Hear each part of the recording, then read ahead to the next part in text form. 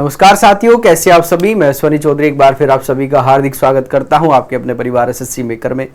और आज हम डिस्कस करेंगे आपके साइंस के यहाँ पर क्वेश्चंस, जो आपके प्रीवियस पेपर में आए हुए क्वेश्चंस है, वो सभी क्वेश्चंस यहाँ पर हम देखेंगे, जिससे आपको थोड़ा आइडिया लग जाए कि क्वेश्चंस में जो पेपर में जो क्वेश्चंस आते हैं वो कहाँ से पूछे जाते हैं, किस टॉपिक से पूछे जाते हैं।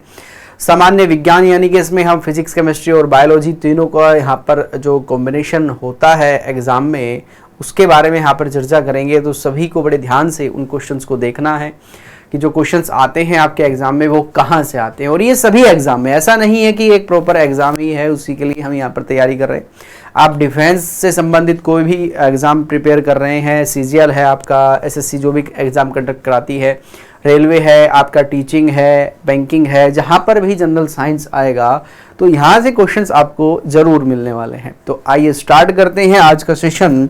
देखते हैं किस प्रकार के क्वेश्चंस आपके एग्जाम के लिए काफ़ी इंपॉर्टेंट है।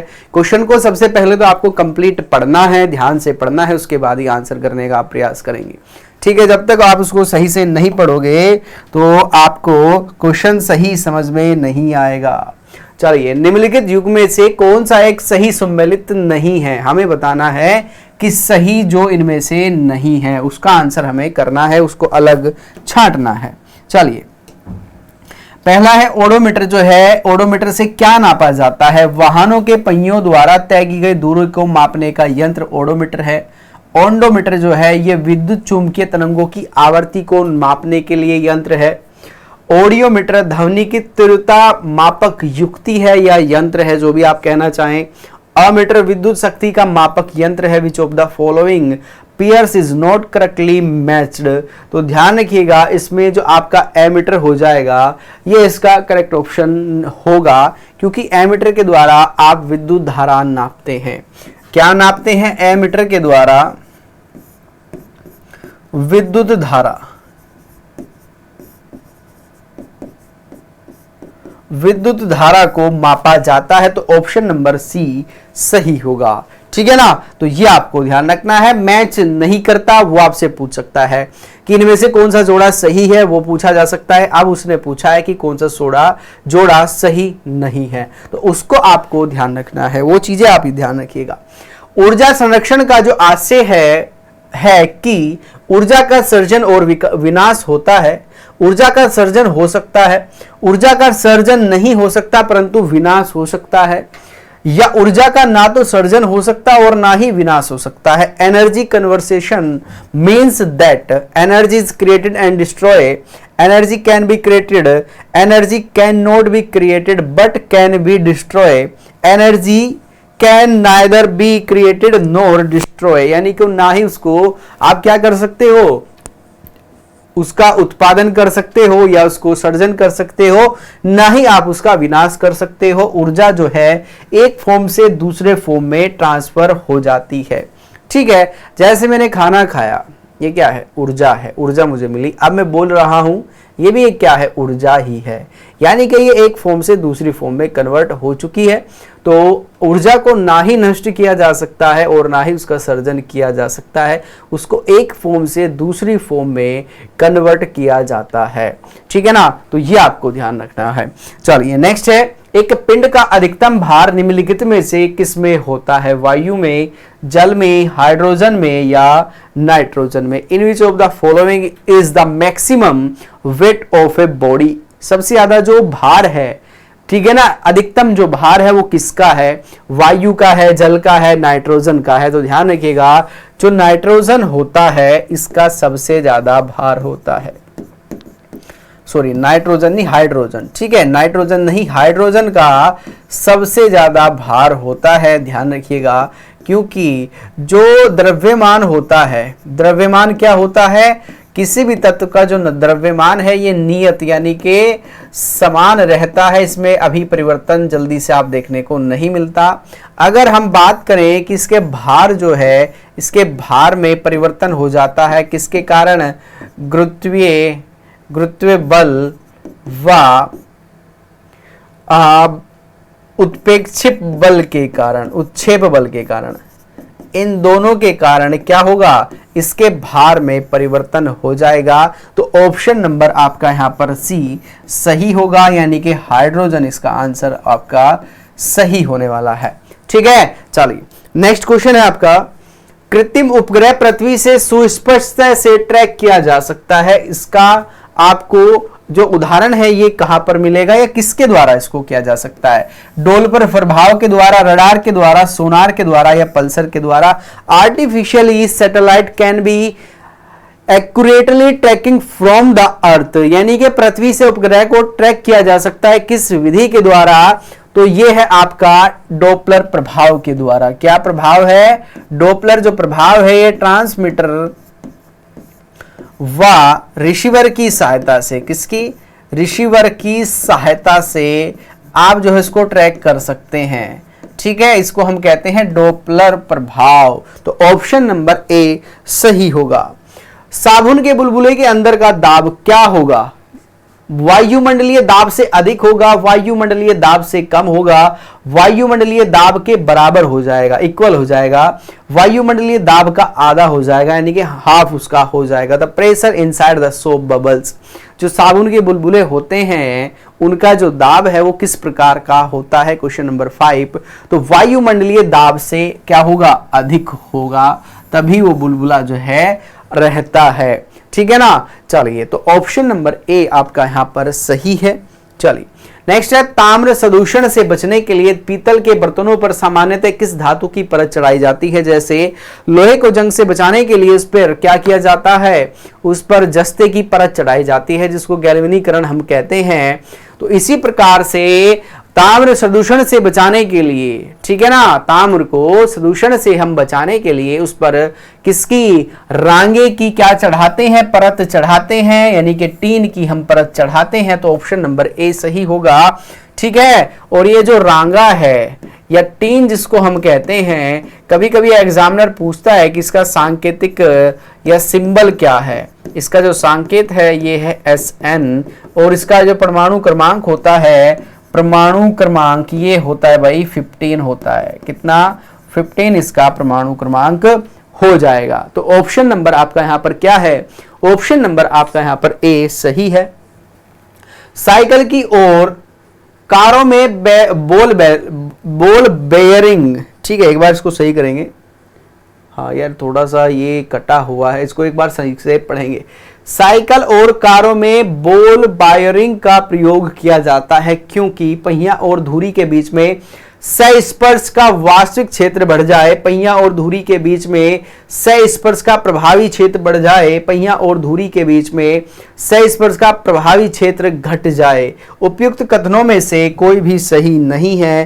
Question number 7। तो ध्यान रखिएगा, इन दोनों के बीच में क्या हो जाएगा? पहिए और धुरी के बीच में सहस्पर्श का प्रभावी क्षेत्र घट जाता है, जिससे पहिया जो है वो रेगुलर, आपको ध्यान रखना है, घूमता रहेगा।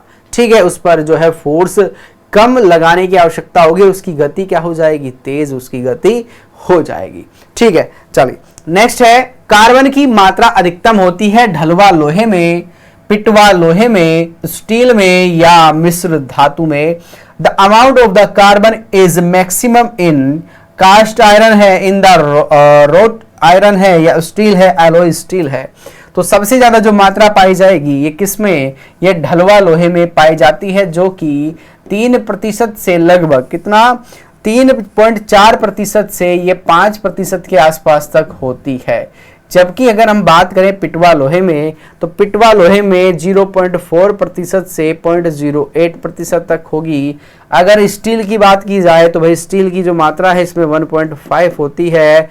जबकि अगर मिश्र धातु की हम बात करें तो 0.1 से 1 पॉइंट तक ये इसमें कार्बन की मात्रा होगी, ध्यान रखिएगा। और जिसमें कार्बन की मात्रा अधिक होती है वो उतना ही क्या होता है? हार्ड होता है, कठोर होता है।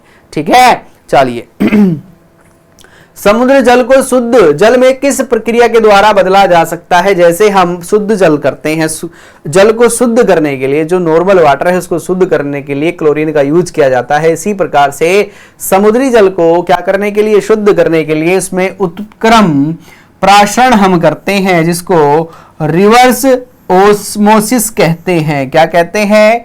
रिवर्स ओमोसिस इसको कहा जाता है, इस प्रक्रिया को, जिससे समुद्र के जल का आप क्या कर सकते हैं, शुद्धिकरण या शुद्ध इसको कर सकते हैं। ध्यान रखिएगा, इंपॉर्टेंट है दोस्तों, ध्यान रखना, ठीक है ना। तो ये ऑप्शन नंबर आपका डी सही होगा। चलिए नेक्स्ट है, कौन सी गैस नोबल गैस कहलाती है? ठीक है, आपकी हाइड्रोजन है, ऑक्सीजन है, हीलियम है, कार्बन डाइऑक्साइड है। Which gas is called noble gas? Hydrogen, oxygen, helium या कार्बन डाइऑक्साइड। तो आपकी इसमें जो हीलियम गैस है ये क्या हो जाएगी, आपकी नोबल गैस की श्रेणी में आती है। ठीक है ना, ये एक अक्रिय गैस है। कैसी गैस है? ये तापक्रम पर कैसी गैस हो जाएगी? अक्रिय गैस ये हो जाएगी। इसी के साथ आपको और भी ध्यान रखना है, जो अक्रिय गैस में रखी जाती है जिनको, जैसे आपकी आर्गन गैस है, ठीक है, ये भी आपकी कैसी है, ये भी आपकी नोबल गैस है। नियोन गैस है, ये भी आप ध्यान रखिएगा। आपकी यहां पर क्रिप्टोन गैस है, कौन सी है? क्रिप्टोन है। जिनोन गैस है, ठीक है, और रेडान है, ठीक है। ये सभी कैसी गैस हो जाएंगी? ये सभी आपकी नोबल गैस की श्रेणी में इनको रखा जाता है। ठीक है, सभी को आपको लिखना है। नेक्स्ट क्वेश्चन आपका, रेशम कीट जिन पर पनपता है वो है रीठे की पत्तियां, वेड़ू की पत्तियां, आड़ की पत्तियां या सहतूत की पत्तियां।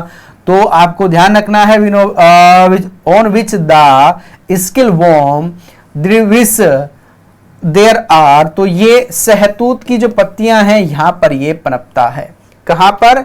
सहतूत। आपने देखा होगा एक छोटा सा फल भी होता है, फल की श्रेणी में उसको रखा जाएगा। अगर आपने कभी उसको खाया है, बड़ा टेस्टी होता है। तो ये उस पर पनपती है, सहतूत पर रेशम। मर्फीन किससे प्राप्त होता है? बड़ा अच्छा क्वेश्चन है। फूल से, पत्तियों से, फल से या तने से? अब इसको आप एक बार देखेंगे, फ्रॉम whom is मर्फीन ओबिडेंट। तो क्वेश्चन नंबर 12 ध्यान रखिएगा, जो मर्फीन है इसको हम अफीम भी कहते हैं। क्या कहते हैं? इसको अफीम कहा जाता है, या इसको हम हीरोइन भी कहते हैं, हीरोइन भी इसको कहा जाता है। तो ये किससे प्राप्त होता है? ये फल से प्राप्त होता है, और इसका जो कार्य है ये दर्द निवारक में काम आता है। किसमें? ये दर्द निवारक में काम आएगा। साथ ही साथ अगर आप किसी को निद्रा की दवाई देना चाहते हैं तो उस निद्रा की दवाई में अफीम भी होता है। तो ये औषधि में काम आता है, ना कि नशे में। ठीक है ना। भारत सरकार आपको ये नहीं कहती कि आप इसका जो प्रयोग करें ये नशे में इसका प्रयोग करें, आप इसका प्रयोग कर सकते हैं औषधि के रूप में। ठीक है, चलिए। साधारण मानव में गुणसूत्र होते हैं 36 है, 46 है, 56 है और 26 हैं। Chromosomes are there in normal human. तो अगर आपसे केवल क्रोमोसोम्स पूछता है तो आंसर नंबर बी इसका सही होगा। जबकि अब अगर आपसे पूछ ले कि जोड़ों की संख्या कितनी है, कितने जोड़े गुणसूत्र हैं, क्रोमोसोम्स हैं, तो भाई 23 जोड़े आपको बिल्कुल भी नहीं भूलने हैं। मानव शरीर में 23 जोड़े पाए जाते हैं। जीवों का आनुवांशिक लक्षण संतान में लाए जाते हैं। ठीक है ना। आनुवांशिक जो जेनेटिकल गुण हैं ये कैसे मानव में पहुंचते हैं, कैसे एक पीढ़ी से दूसरी पीढ़ी में पहुंचते हैं? राइबोसोम के द्वारा, क्रोमोसोम के द्वारा, प्लाज्मा के द्वारा या लाइसोसोम के द्वारा। तो ये क्रोमोसोम जो होता है ये इसका एक वाहक होता है, या कह सकते हैं ये इसके लिए जिम्मेदार होता है कि जो जेनेटिकल गुण है, लक्षण है, ये एक पीढ़ी से दूसरी पीढ़ी में ट्रांसफर होते हैं। तो इसका कार्य कौन करेगा? क्रोमोसोम इसका कार्य करता है। क्वेश्चन नंबर आपका बी हो जाएगा इसका सही आंसर। चलिए नेक्स्ट है, मनुष्य की खोपड़ी में कुल कितनी अस्थियां होती हैं, हड्डियां होती हैं? How many bones are there in the human skull? 28 है, 30 है, 32 है या 14 है? तो ध्यान रखिएगा, मनुष्य की खोपड़ी में कुल कितनी अस्थियां हैं? टोटल आपको ध्यान रखना है 28 अस्थियां होंगी। और इसको डिवाइड किया गया है किस प्रकार से? तो इसको 8 जो हड्डियां हैं ये आपके मस्तिष्क में होती है, आपके माइंड में भाई ये होती हैं। जबकि आपकी 14 जो हड्डियां हैं ये आपके चेहरे में हो जाएंगी, और आपकी जो 6 है ये आपके कानों में हो जाएगी। तो 14 और 6 20 और 8 28, टोटल संख्या हो चुकी है 28। तो आंसर नंबर आपका ए यहां पर सही होगा। ठीक है, ये 3 क्वेश्चन आपके लिए रेडी हैं। आपसे पूछ लेगा मस्तिष्क में कितनी हड्डियां होती हैं, भाई 8। चेहरे में कितनी हड्डियां होती हैं, 14। कानों में कितनी हड्डियां होती हैं, 6। तो टोटल 28 हड्डी आपके कुल खोपड़ी में पाई जाती है। ये कपाल पूरा हिस्सा, इसको कपाल बोला जाएगा। ठीक है, तो ये था आज का आपका सेशन। टोटल 15 क्वेश्चन यहाँ पर हम डिस्कस कर रहे होते हैं। डेली बेसिस पर आपकी क्लासेस चलती है। जिस बच्चे ने इसका पार्ट 1 अभी तक नहीं देखा वो एसएससी मेकर यूट्यूब पर चैनल पर जाएगा और वहां पर इसका पार्ट 1 आप जरूर देखिएगा, क्योंकि ये क्वेश्चन जो है ये हमारे विभिन्न एग्जाम्स में जो आए हुए क्वेश्चन है वो सीरीज हम यहाँ पर जो है लागू किए हुए हैं, चालू किए हुए हैं। आप उसको जाकर वहां पर देख सकते हैं। काफी बेहतरीन चीजें आपको वहां पर कराई जाती है। इसी के साथ एसएससी मेकर आपके लिए लेके आया एसएससी सीजल 2023 के लिए एक संकल्प बैच, जिसमें आपको क्लासेस रिकॉर्डेड मिलेगी, डाउट सेशन आपको दिया जाएगा, क्लास नोट्स आपको यहाँ पर प्रोवाइड किए जाएंगे, डाउट सेशन की आपको यहाँ पर सुविधा दी जाएगी। किसी प्रकार की कोई समस्या अगर आपको आती है तो आप इस नंबर पर कॉल करके जानकारी प्राप्त कर सकते हैं 7080108555 पर। और अधिक जानकारी के लिए एसएससी मेकर एप्लीकेशन को आप डाउनलोड कीजिएगा। साथ ही साथ एससीआरपीएफ तकनीक और ट्रेडमेंस के लिए आपका 2023 में स्पेशल बैच यहाँ पर चला हुआ है, जिसमें 100% श्योर सिलेक्शन आपको यहाँ पर मिलेगा। ध्यान रखिएगा, इसमें क्लास आपको रिकॉर्डेड मिलेगी, क्लास नोट्स मिलेंगे, डाउट सेशन दिया जाएगा। और किसी भी प्रकार की कोई समस्या है तो कॉल नंबर आपको यहाँ पर दिया है। मात्र 250 रुपए में आपको ये सारी चीजें उपलब्ध हो जाएंगी। इसमें सभी सब्जेक्ट आपको कवर कराए गए हैं। एसएससी एमटीएस के लिए आपका श्योर सिलेक्शन बैच है, सीएचएसएल के लिए आपका श्योर सिलेक्शन बैच है। सभी बैचेस आप अपने अनुसार इसमें परचेज कर सकते हैं। स्पेशल बैच है ये यूपी पुलिस कांस्टेबल के लिए, जिसमें maths, reasoning, Hindi, GK, JS संपूर्ण बिल्कुल बेसिक से यहाँ पर कराया गया है। मात्र 399 रुपए में आपको यहाँ पर maths, reasoning, Hindi, GK, GS और आपका स्पेशल जीके, ये सारी चीजें आपको यहाँ पर मिलेगी। ठीक है, चलिए आपकी अगर क्लासेस की बात की जाए तो मैथ्स और रीजनिंग के लिए रात 8 बजे आपकी क्लासेस चलती है, जिसमें आपको बिल्कुल बेसिक से यहाँ पर सर मैथ और रीजनिंग कराते हैं। रात 8 बजे लाइव होती है, तो सभी बच्चे जुड़ना ना भूलिएगा। इसके अलावा कुछ लिंक आपको दिए गए हैं जिसके द्वारा आप हमसे कनेक्ट हो सकते हैं। ये सबसे ऊपर जो लिंक है एसएससी मेकर एप्लीकेशन, आप यहाँ से डाउनलोड कीजिएगा। ये आप हमें इंस्टाग्राम पे फॉलो कर सकते हैं, फेसबुक पे फॉलो कर सकते हैं। ये टेलीग्राम चैनल है भाई, आप टेलीग्राम चैनल को भी ज्वाइन कीजिएगा। यहाँ से भी आपको जो हमारे नए इनिशिएटिव होते हैं, थॉट्स होते हैं, वो सारे चीजें यहाँ पर शेयर होती है। आप हमें टेलीग्राम पे फॉलो कर सकते हैं। ये सबसे नीचे आपका यूट्यूब चैनल है, जिसको आपको सब्सक्राइब करना है, बेल आइकन का बटन दबाना है, जिससे क्लास का नोटिफिकेशन आप तक पहुंचे। तो ये था आज का आपका क्लास, कैसा लगा जरूर बताइएगा। मिलते हैं नेक्स्ट क्लास में। क्लास को आपको ज्यादा से ज्यादा शेयर करना है, लाइक करना है। तब तक के लिए नमस्कार, जय हिंद, जय भारत।